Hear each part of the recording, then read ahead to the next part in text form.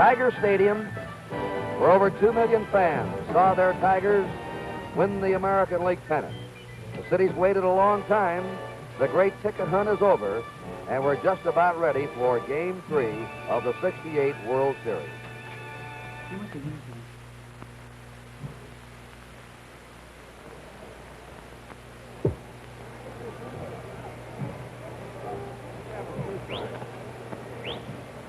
Good afternoon, everybody. This is Curt Gowdy with George Kell and the Buck Rogers of the ballpark with his mini portable camera, Tony Kubek.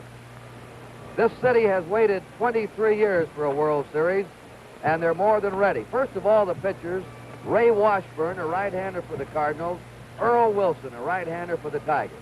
It was very chilly here yesterday, cold this morning, but temperature at game time will be in the 60s.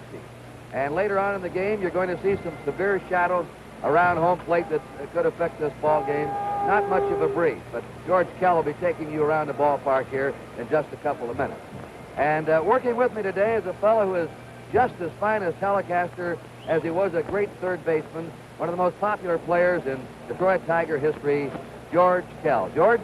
Thank you, Curt. Curt, you know this World Series has taken on a new look down in St. Louis in the first game when Bob Gibson struck out 17 batters and the Tigers were a little tense and I thought had a case of the jitters. They looked bad and a lot of people picked the Cardinals to win in 4 straight.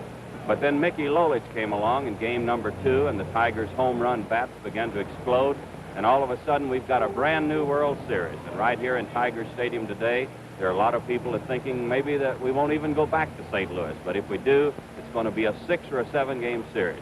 It's certainly going to be a wonderful World Series, and as Curt told you, it's going to be Earl Wilson against Ray Washburn here today. And now we're going to take a look at Tiger Stadium. Here's Tiger Stadium, and this ballpark isn't a lot smaller than St. Louis. It's 340 feet down the left field line.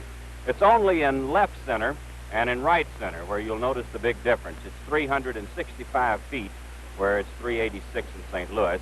But in extreme center field, it's 441 feet, so it's quite a blow to hit one out in straightaway center field. Over in right center, it's 370 feet. And here are the friendly right field seats where Norm Cash, Jim Northrup and company have hit their home runs all year long. It's 325 feet down the line.